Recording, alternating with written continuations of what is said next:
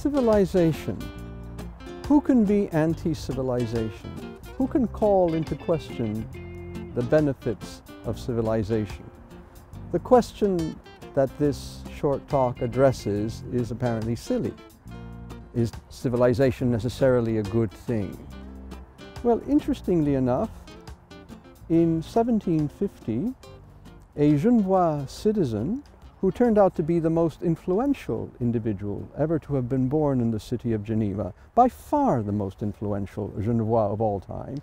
I'll just point out that Jean Calvin was not born in Geneva. He arrived in Geneva in his late 20s.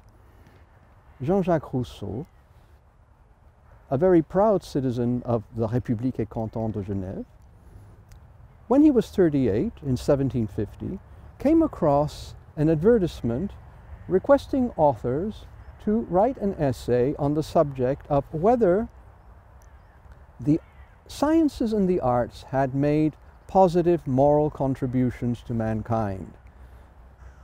And the answer to that, as Americans would say, had to be a no-brainer, of course. The question was eliciting what positive contributions had the sciences and the arts made to the development of mankind. But Rousseau's response to that essay, which became instantaneously famous, or infamous should I say, in 1750, challenged the notion that civilization was a good thing and introduced the bizarre idea, bizarre at the time certainly, that civilization was a source of corruption, decadence, enslavement, and it actually was the root of all evil. That before civilization had unfolded, human beings in their natural, original state were intrinsically good, benevolent, wise, innocent. And civilization is what corrupts individuals and leads to all the problems that were as evident in mankind back in the mid-1700s as they are, alas, still today.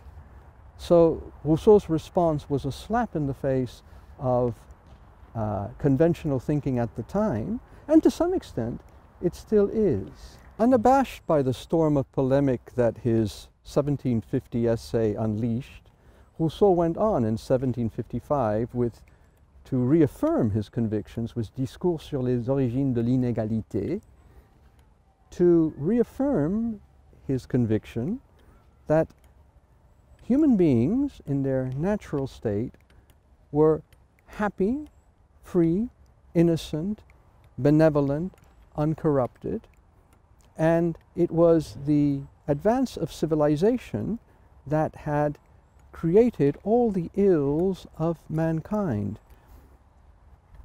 In his next work, perhaps his greatest work of all, Le Contrat Social, du Contrat Social, should I say, in 1765, I believe the date is, he expresses perhaps his most famous phrase of all: L'homme est né libre, et partout et dans les fers. Man is born free, and everywhere he is in chains. By man, of course, Rousseau meant all human beings. And he didn't mean that literally, although there was a great deal of slavery still around the world in the mid-1700s, to be sure.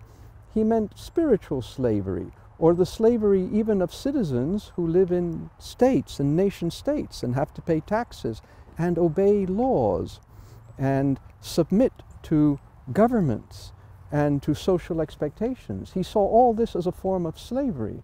So Rousseau, in a sense, is a proto-anarchist. Rousseau is skeptical of the value of any form of social organization, including the nation state. All governments, all institutions are sources of corruption for Rousseau, and it would be good to get rid of them. You see how explosive this is, and to return to an idyllic vision of human beings in their primitive, natural state, where no one imposes anything on anyone else, and everybody is equal and free to live his or her life as he or she pleases. Did this reality ever exist, however, is an interesting question.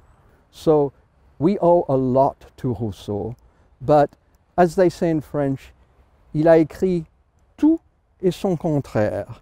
He's a very mixed individual, both in his personal life and in his writings. Fascinating, fertile, essentially noble, often contradictory, and someone, nevertheless, you have to like and to whom we owe a great deal. So I can't say that civilization is the root of all evil. I won't go as far as that, but I will say to Rousseau, even if I don't agree with you on that particular point, thank you for writing what you did. We owe a lot to you.